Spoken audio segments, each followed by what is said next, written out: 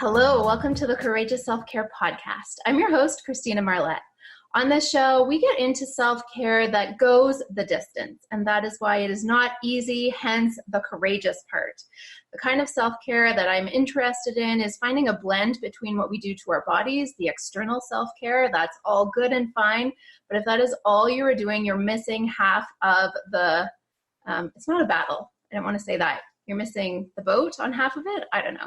You're missing half of it. Internal self-care is also critically important, and the great thing about when you go inside, it makes all the external stuff more meaningful and easier to implement. So that's why we want to focus not just on our bodies, but on what's underneath and inside as well.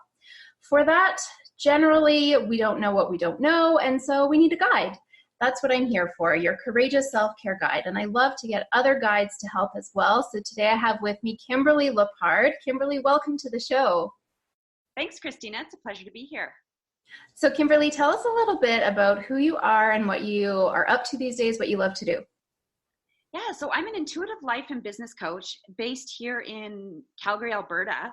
And I help people that are at a point in their life where they're feeling stuck or overwhelmed or lost or really have no idea how to navigate themselves back to their path. Nice. And how did you get into that? Or is that part of your story of courage? Oh, well, I think it's going to become pretty clear after my story. Okay. All right. Good. So, Kimberley, I love to ask guests on the show their current favorite self-care practice, and I like to do that for a few reasons. I think it's interesting to hear what people perceive as self-care because it is a vast and endless possibility of how we choose to nurture ourselves, and I think it gives our listeners ideas or reinforces that what they're doing is actually a form of self-care. So what do you love to do right now to take care of yourself? There's a lot, but I think the one that I keep gravitating towards the most right now in my life is actually asking for help. Yeah. It seems to be this strange thing that just humans in general, we see it as a sign of weakness if we need help. And I don't just mean help in, from professionals that kind of can help us navigate ourselves back to our own path. But it's even asking for help around the house from a partner or from your kids or from a neighbor or a parent or anything like that. So I've really been diving deep on getting comfortable asking for help and then receiving it. Right. Yeah. There's the receiving part too. Yeah. I've done a number of episodes on the importance of asking for help. And it's not just for the listeners. It's so that I can hear my own advice and take action on that too, because there are so many layers to it. Like you might start off by, I had a client once who was really insulted when the guy that she was seeing opened the door for her. And I said, no, that is it.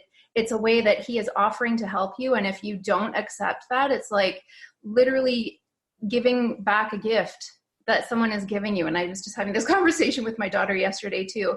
When someone offers you help, the receiving part of it is so important. And we're actually offered so much help. But if we're used to thinking, like you said, no, I'm strong, I can open the door by myself. What is this guy thinking? No, it's letting in the help that's being offered. And when we can accept those little gestures, then we can also accept those big gestures. Absolutely. And we kind of got to start with the little stuff, or the big stuff's even harder. Exactly. Yeah. And you're right. It's so important to not only accept it out in the professional world and definitely get help from people who are qualified or from people who are living the kind of life that you want to live. It's also important to do it around the house too. And just like you said, a partner, your kids, and that's so important. Like teaching our kids to offer to help and to notice when we as adults are overwhelmed. That's something we've been working on for years. And I think we're just building citizens who are going to be able to be competent adults. It's such an important skill. And I see so many parents who don't want to ask their kids for help because, I don't know, they're being martyrs or they think it's their job as parents, but it's so important to get kids on board. It is. Yeah. It's interesting because one of the rules that I've kind of put into play at my house here is, I used to be that martyr, by the way. Yes. Manager of the universe, but I had to step back. And one of the things that I've put into place and ask myself all the time is I'm not going to do something for my kids that they can do for themselves. Yeah. And when you actually come from that mindset, there is a lot that our kids can do for themselves, even at 3 years old, right? Like they can still take their dishes to the dishwasher and all of that stuff. So I really have to keep myself in check because yes, I could probably do it faster. Yes. It's not going to get done perfectly, but I really had to lean into that and accept them helping out for sure. Oh yeah, and you just said something so important. If we are in the habit of controlling things and wanting them to be done perfectly, it's a double bonus. When you ask for help, it's not going to be done the way that you want. And so there's the element of surrendering and realizing that there are other ways to do things. And this is totally for me too. I'm someone who in the past has definitely had serious perfectionist tendencies, and letting other people in and seeing that there are other ways to do things is part of the lesson, I think. Yeah, it's huge. It's a huge piece in letting go, asking for help. And I think that's why a lot of us actually don't do it. Yeah. There's something that tells us that when we enter adulthood, we have to figure it out on our own. And if we can't do that, then we're a failure. Right. Yeah, I think. Yeah. So I think the piece of us that always wants to not ask for help is the piece that wants control. Because if we don't ask for help and we do everything ourselves, we can control it all. So you're right. Yeah. Oh, it's such an interesting journey, isn't it? It is. So, Kimberley, do you remember having a conscious shift of, okay, I really do need to ask for help? Like, did you have a moment of total overwhelm, or was it a gradual learning? How did that come about? Oh, well. Would you like me just to dive right into the story? Because I think the story is the whole answer to that question. Okay, yes, we're going to pause for a quick commercial break here. And when we come back, we will hear Kimberley's fantastic and exciting, interesting story of courage. So stick around. We're back. Thank you for being here. Thank you for listening. We're going to get into Kimberley's story of courage. And before you share it, Kimberley, I just want to share with our listeners and with you, one of the reasons I love to hear stories of courage is because it gives us an awareness of what courage actually is. And I think sometimes we see characters in movies, we read about people in books, we hear about other real life stories, and people are doing such monumental, gigantic, courageous things, and we think, oh, just little old me, I don't have all that much courage. But courage is in life's details. It's also in those big moments, and it's everything in between. And when we give ourselves permission to acknowledge that we are courageous, because every human being has courage, it's something that we can definitely get more of by practicing. But every human being has that element of courage, and it's so valuable to hear other people's stories so that we can connect with that energy of courage. So looking forward to hearing yours. Thanks, Christina. I think I kind of got to take a step back before I dive into it. So I'll just give you a little bit of a picture of kind of where I came from, which is I'm a born and raised Calgarian, and I grew up in a loving family with a supportive parents that stayed together, and an older sister that I got along with well. If I think back to my childhood, I was all the things that you're supposed to be, right? I was the obedient Catholic, the honor roll student, the well-rounded athlete, and I obtained a bachelor's degree in business and landed this amazing corporate job right out of university. And of course, I was a high achiever, so that wasn't good enough. I had to go back and get a master's degree and a million other certifications along the way. And I got to this point in my life. I was also married and I became a mother. And so I created this life for myself that so many people would dream of. And what occurred to me was that I still was feeling unfulfilled. It was like I was numb and I was kind of going through the motions, but I kind of managed to lose myself in the process of building that life. And so my turning point, back to your question earlier, was sparked by one of the most heart-wrenching experiences of watching my mom die. Mm. And, we've all lost loved ones and we've all gone through heart-wrenching experiences. Even if it's not a death, it's the loss of a relationship. but as you know, my mom had suffered with an autoimmune disease my entire adult life. And one Thanksgiving weekend, it was back in 2013, I got a phone call from my dad, and he asked me to go check on my mom because he was going to be out and she wasn't feeling well. And when I got there, she just looked up at me from her bed and she just said, I feel like I'm dying. And my intuition kicked in and I was like, okay, so here we go. We're going to call 911. And I followed behind these lights and sirens into the emergency room. And after a smattering of tests, the doctors decided that what was happening was her digestive system had failed her. And the only cure now at this point was to insert a permanent feeding tube into her stomach. And I watched as she told the doctors that she wanted to have this procedure, and yet every bone in my body said, this isn't right. This isn't what she wants. I'm hearing the words come out of her mouth, but this isn't what she wants.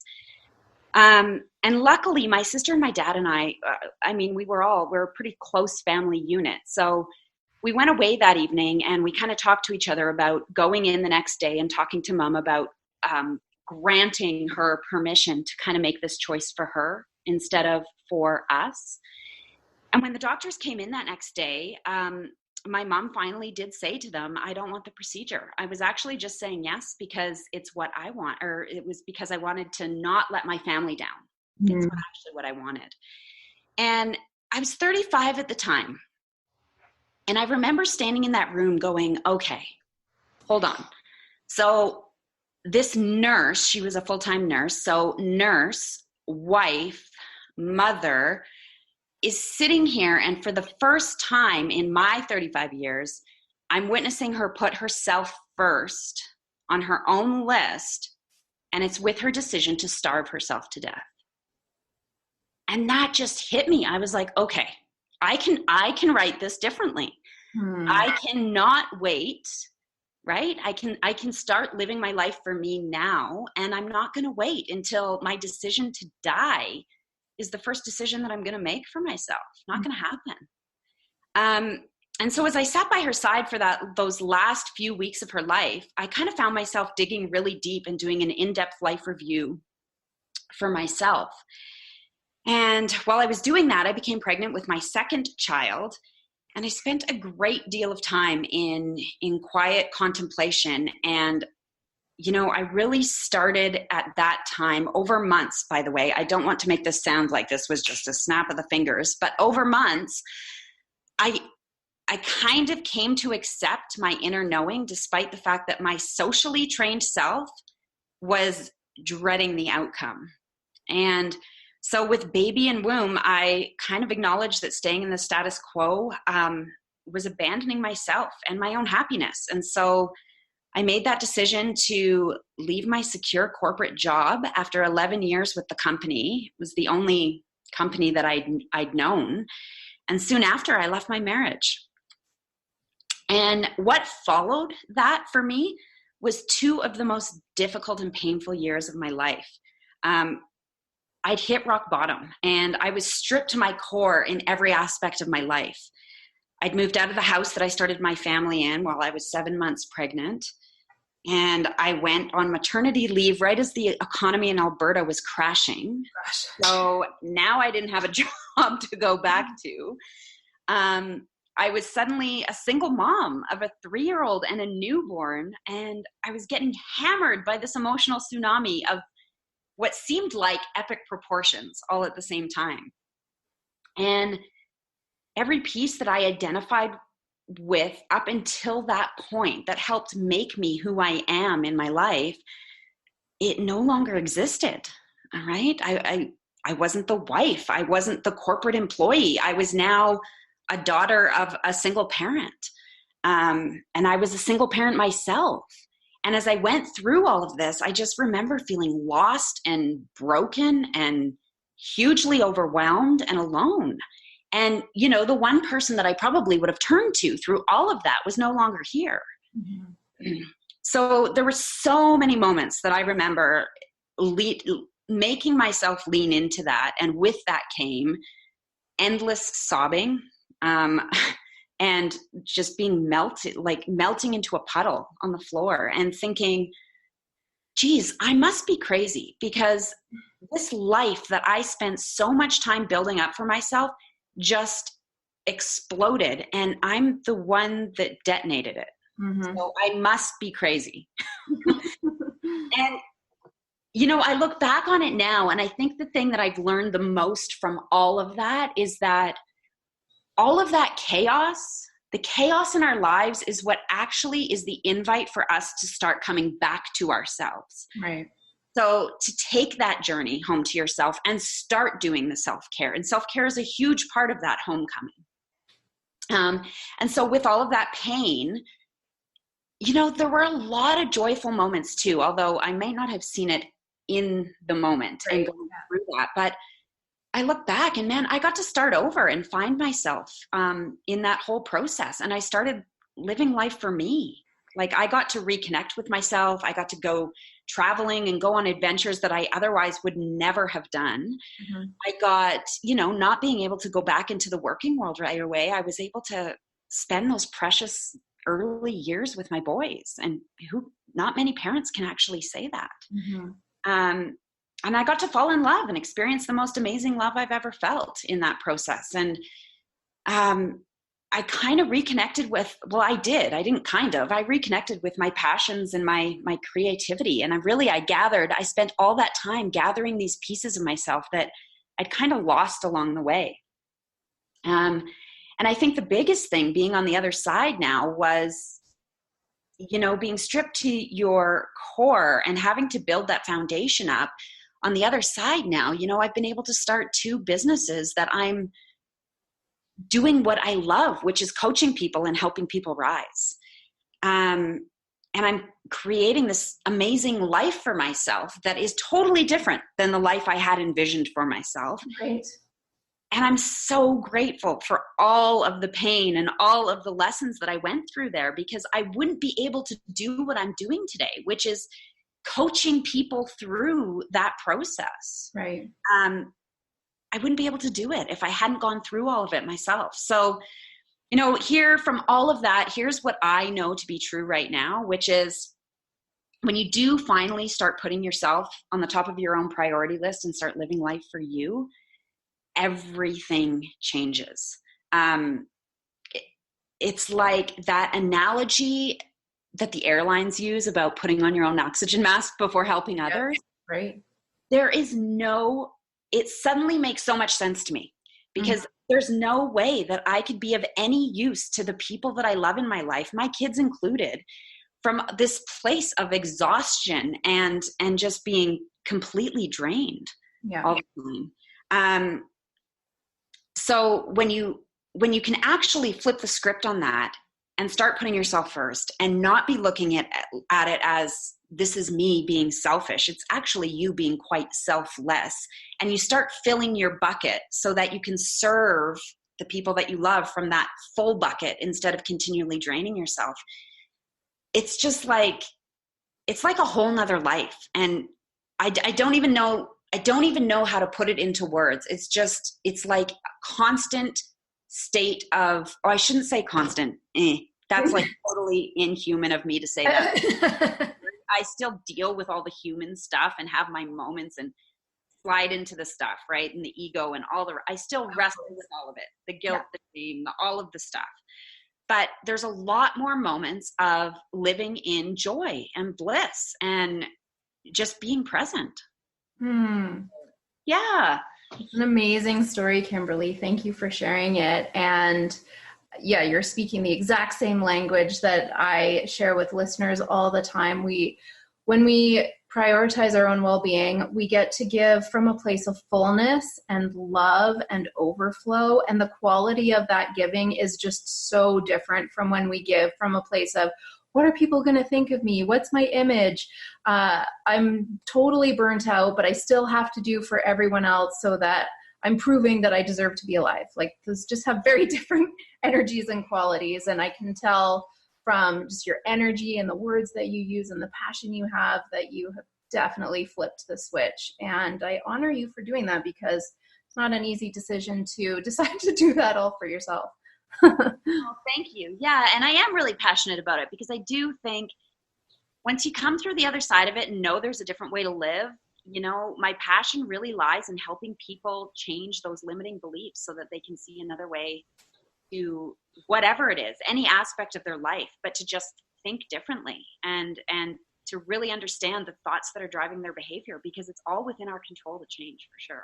Absolutely. Well, I know people are going to be listening to this and going, oh my gosh, that's exactly how I feel, but I'm just at the beginning. So if people want to connect with you and learn more about your work and access you online, how can they connect with you? Yeah, so my website is kimberleylepard.com. So you know what? I'm going to have to spell that because it's Kimberley. Lepard is Lepard.com. And I'm on Instagram and Facebook as well. So you can check me out on the socials. My profile on Instagram is Kimberley_Lepard. Perfect. Yeah, so do connect with Kimberley, especially if you are feeling like you are at the bottom of your list or you don't know how to ask for help, because she is walking the talk and living from that new place that is totally possible no matter what situation you're in. There is nothing that you can't overcome. It is all doable, and it does take courage. So Kimberley, thank you so much for being a guest and sharing your story with us. That was super powerful. Thanks so much, Christina. You are so welcome. And listeners from all over the world, thank you for tuning in. You get a giant check mark for your courageous self-care today. You get a virtual gold star with super secret bonus points for listening. And I encourage you to reflect on, is there somewhere in your life where you can ask for help? Are there people around you who are offering help that you can start receiving, even if it's the smallest gesture? That is a great starting point. If you enjoyed this episode, you can like it, leave a comment, share it with a friend, leave a review if you're listening on iTunes. I don't know what you do on Spotify, but if you're listening on that, you can see how you can contribute so that we can get this message out to as many people around the world as possible, because a world filled with women who are prioritizing their own well-being and giving from a place of love and fullness is definitely a world I want to live in. So thank you again, Kimberley. And thank you for listening. I look forward to connecting with you again next time. Bye-bye for now.